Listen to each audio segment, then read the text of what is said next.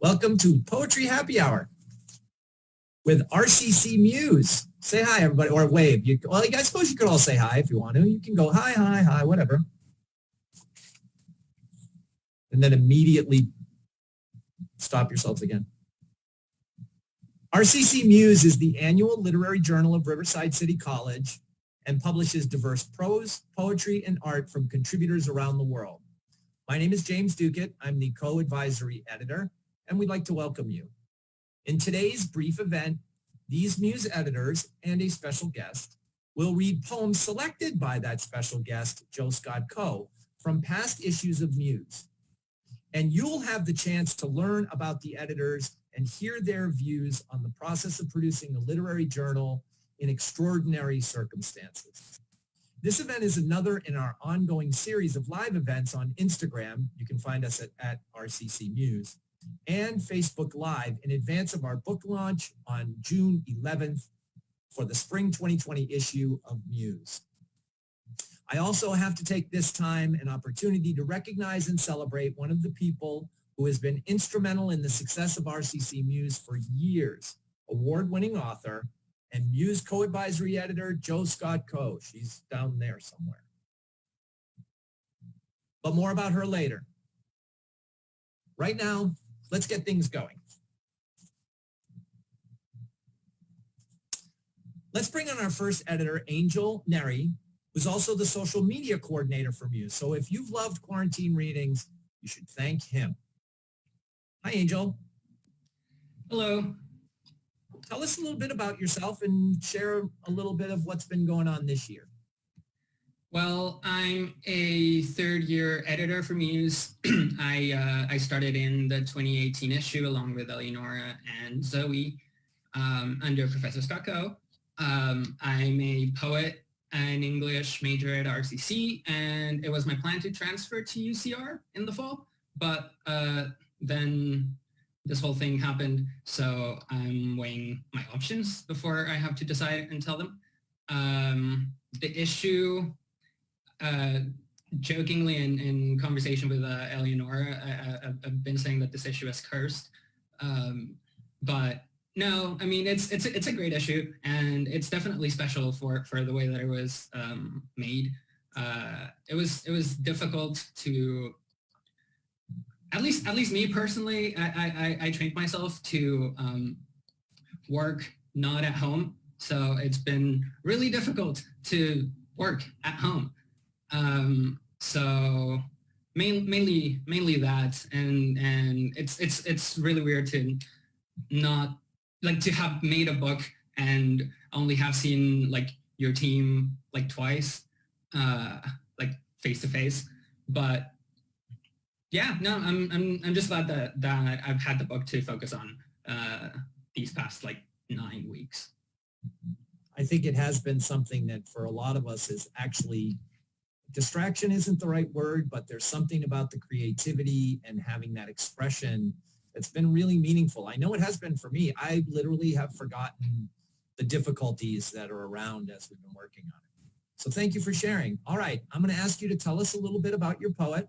I'm going to go and try and, whoops, I knew I was going to do that. You had to know that was going to happen, didn't you, folks?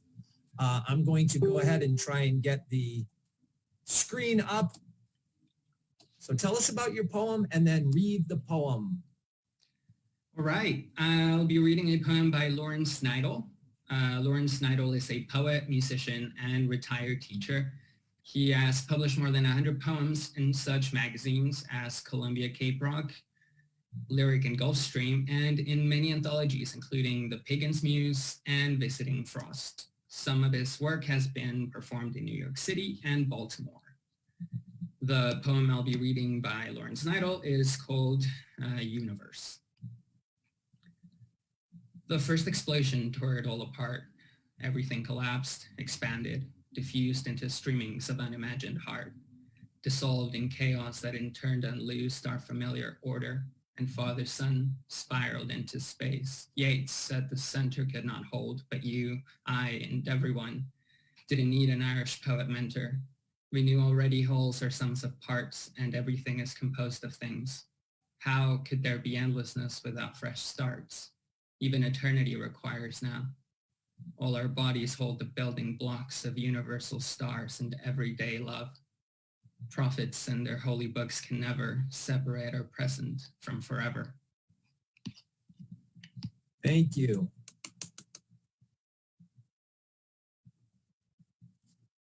Thank you. Next, I would like to introduce our senior editor, Eleonora Reyes, who is also the designer for this year's book. And this book is beautiful. Our cover reveal is coming soon. Hi, Eleonora. Hi, I am Eleonora. I am an artist. I'm also a student, and this is my third year with Muse. I've designed, I think, one of the best issues that we've had. I think working in these circumstances has been really difficult for all of us for a myriad of reasons, but I think that having this really creative and interesting and collaborative project for all of us has also helped and kind of reconnected us to each other, even through a disconnected screen. I am going to be reading Kyla Ivana Fernandez's Spoons. And her bio is Kyla Ivana Fernandez is a student, volunteer, and mother to a 12-year-old Chihuahua. She enjoys getting lost in worlds of conspiracy theories, ghost stories, and criminal cases. She has yet to discover her calling, but plans on retiring in Norway. This is Spoons by Kyla Ivana Fernandez. The color of these walls has changed, from a chartreuse pastel to a yellow-green passé. When we moved in to the small dollhouse, you insisted on painting the doors red, and I accidentally picked burgundy instead. You loved it anyway. Our first month here, we had but one spoon, and winter called for 80 types of chicken soup. We were there, porcelain bowls, our legs tangled, and instead of at least buying disposable utensils, you said you'd rather starve to death than move. One spoon sufficed. I bought 2 buckets of paint. The landlord wants this place like how it used to be, and the deposit costs more than the manual labor. Our burgundy door will belong to others soon, a luckier couple with a more permanent home. A space for 2 will have the fortune of sharing spoons, but won't. Thank you very much.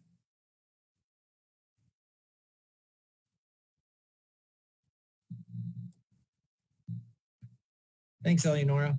Our next editor is Sherry Jockson. Hi, Sherry. Hey, hello. How are you doing? Guys? Tell us about yourself and tell us a little about what the process has been like for you. All right. So about me, unlike Eleanor and Angel, I'm a newbie at Muse. I started in January. I joined the class after taking Dukett's creative writing class, and I had no idea what I was getting myself into, but I really like where I am. Honestly, the best part about Muse is what it gave me to hold on to during this pandemic.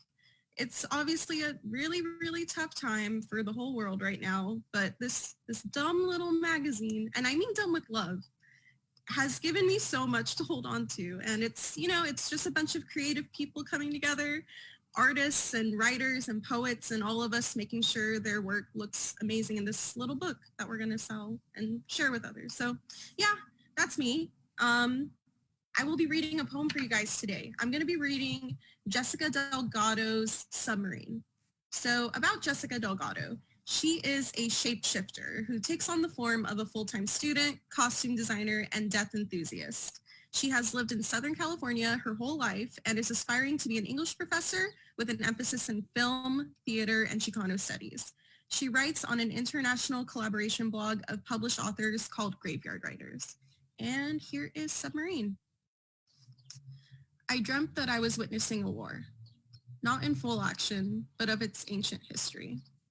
Looking at the artifacts of someone else's life, wondering who they'd been, where they'd walked, who they'd loved. I plunged deeper into the ocean. I don't remember ever entering the vessel and savored at the beauty of what could be near death. I was terrified, but witnessed someone else's nightmare. Their life sunk, plunged, forgotten. I closed my eyes. I was physically unable to open them. I looked to the right briefly, my lids heavy as the lead that these people sunk in.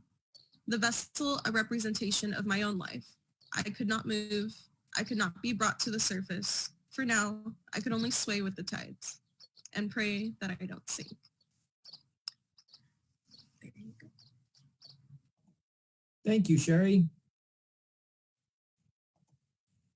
I'm going to say thank you once again and then move on and introduce our next editor, and that is Jacob Wilson.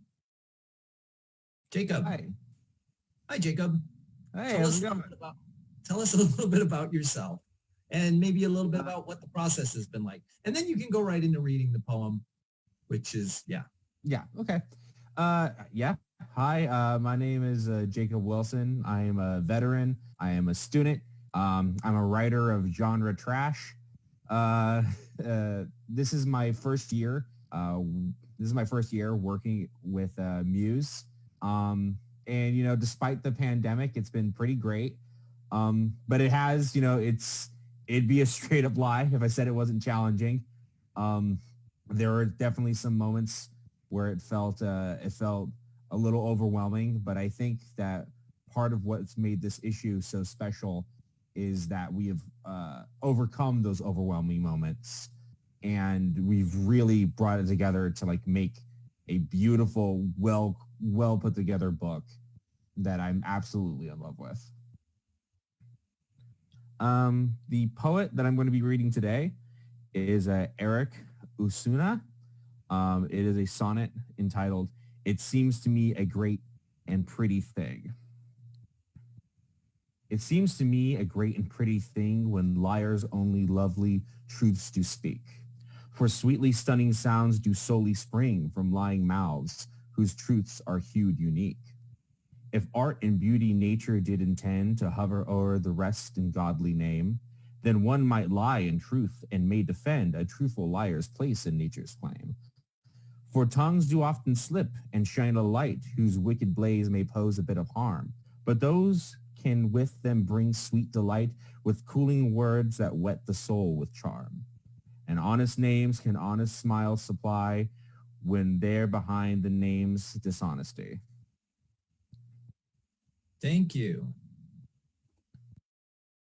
Yes, we are all, I'm switching between gallery view and speaker view. I realized it's more fun this way so that we can see when we go in these little interstitials, everyone can see you all, which is more fun for me anyway. So our next editor is April Terrones. Hi. Hi, April. So go ahead and tell us a little bit about yourself, and you can say a few words about what the experience has been like for you this year, and then you can go right into the bio and the poem. I won't interrupt you in between. So I'm an English major. It's my first year at RCC, though I'm hoping to transfer soon. And the editors have mentioned before that it's been quite a challenge to create this journal since the pandemic and the isolation that we have to kind of overcome these obstacles. But I think there's a sort of satisfaction that comes along with, you know, everyone putting in their efforts, everyone contributing, and like piece by piece or like page by page, we create this journal. And I just think that's like probably the best thing about Muse, you know? Terrific. So the Thank next, you. yes, the next poet is Alex English. He was raised in the house his grandfather built on the Campo Citrus Ranch in Corona, California. Although the ranch was uprooted by the contagion of urbanization when he was only 9, the values of simpler living have always been with him. Alex currently lives in Riverside, where he writes, performs musically, and enjoys the irreplaceable affections of his friend and family. Up next is his poem, Heliophobia, by Alex English. We drove down Market, light reaching over the foothills from the east, a place always ahead. All the Riverside brick and plaster still held their soft colors, clay reds, overcast grays, cotton whites, helpless hues soon to burn come morning. But we are not ready to burn, and a new day has always been for those who are. The 91 West, knowing this all ends at the Pacific. But prolonging certainty has always been the right of mankind. We will keep our soft colors for as long as we can. Thank you. Right, we're supposed to do this. Thank you very much. Okay, let's meet our next editor. It's Rosa Carrion. Hi, Rosa. Hi. Tell us about yourself. This is my last year at RCC and my first year working on MUSE. And I think I came in at a very interesting time because I got to work on a book where the process for publishing this book had all of the kinks worked out already, and getting to work in this new setting felt like we were pioneering a new way of doing it. It was very interesting and really cool. Terrific. Okay, so go ahead and tell us about the poem that you'll be reading, and then go ahead and read the poem. Okay. Christine Anderson is, her poetry has appeared in Reed Crab Creek Review, Poetic Diversity, and Anthology Active Voices 4, among other publications. An award-winning journalist, awards from Society of Professional Journalists, San Diego chapter, and from the San Diego Press Club, an award-winning poet from Tomales Bay and Fish Chap Fellowships, Mary C. Moore Poetry Award from the Southern Indiana Review. She has taught English at RCC for 22 years. And this is her poem request. Christine Anderson. Do not read poem quietly, your lips unmoving, not a spit of word escaping as your eyes scan the lines, your arms bent, elbow parked at on the table, one hand cupping your chin, the other casually resting on the page, so motionless, the lights flicker off, convinced you're no longer there. So placid, the librarian puts down her books, dusts off her sleeves, locks the door behind as she leaves, and the janitor comes in and swoops around you. Rather, roll your eyes outright if you need to, until others look over, baffled by the interruption. If you must, pick up the poem by index finger and thumb, hold it out away from you, stand up, brush off whatever has fallen on your lap. Go ahead, tisk tisk too loudly, groan so noisily the dogs outdoors on the other side of the fence howls back. Shake your head vigorously until the room quivers at the vulgar alarm screams, knowing something is trying to get in. Thank you very much.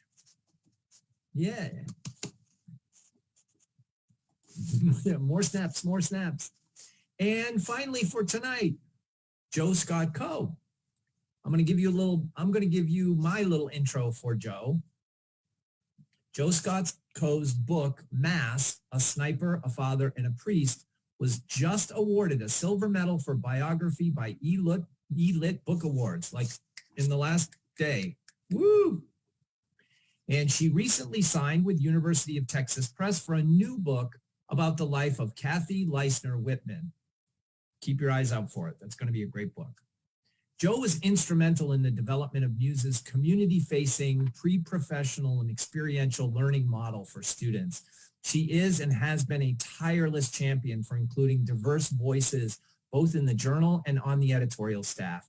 And even after handing off the day-to-day duties and operations of the journal to me, Joe has continued to work selflessly and tirelessly behind the scenes, providing leadership and guidance. We, the current members of the editorial and advisory staff of MUSE, cannot ever thank you enough, but we give it a try. Thank you, thank you, thank you. And welcome, Joe. Say hi. Thank you so much. It's such a pleasure to be with you guys, and I cannot wait. I've peaked. I will confess I have peaked, and I can't wait to see it really. So I just can't imagine doing what you guys have done this cycle. Like, wow, talk about a monkey wrench, right? And Okay. I'm so excited. I can't wait to see it. So the poet that I will be reading tonight is Donna Hilbert. And Donna Hilbert, when this poem was published originally, Her latest book was The Congress of Luminous Bodies, but she since has had a new book that came out in 2018 called Gravity, which is a new and selected other poems. Donna writes and leads private workshops from her home in Long Beach, California. And you can find her at donnahilbert.com. So this poem is called Days Waiting.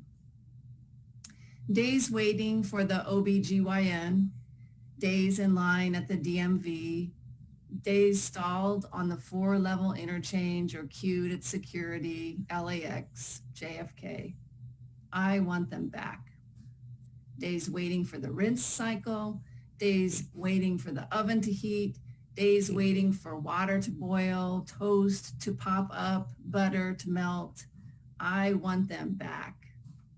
Days passed in cold hallways, days spent at bedside, days stuck in small chairs waiting for bells, fearing alarms, days waiting for summer to start, days waiting for summer to end, days of migraine, nights of malaise, days of tedium, nights of dread. I want them back, not for exchange, but to exclaim, this too, my human life.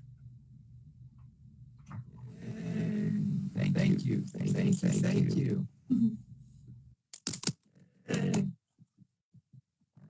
Well, that's what we have for tonight's Poetry Happy Hour. I think that was a wonderful little aperitif, don't you? You sound like a Danger, Will Robinson. This always happens to you. I was going to say, you knew it was going to happen sooner or later, didn't you? I mean, it has to, like every time. That's part of outtakes now. Well, it's also essentially, that's our year. That's been our year right there, right? Like at some point in our Zoom meetings, in our 72-hour Zoom meetings, I sound like a robot. Well, that is it. We will have another quarantine readings this coming Thursday. Is that right, Angel? Yes, next Thursday, 7 p.m. Any of you can unmute yourselves if you like and shout any kind of a thing you want to. Our quarantine readings will continue next week. Our book launch will be 2 weeks after that on June 11th. We're sorting out which platform is going to work best for us, as you may be able to tell. I really kind of like being able to see all the faces this way. I think it's kind of fun. You could give us feedback. There are people watching this, actually watching this thing, and you could tell us what you think as far as how that works. But in the meantime, thank you all for coming. Thank you, Joe, for curating and selecting these wonderful pieces. Thank all of the editors for sharing your experiences. I learned some things I didn't know. That's always good. And thank you all for watching. And we'll see you again soon. Yeah?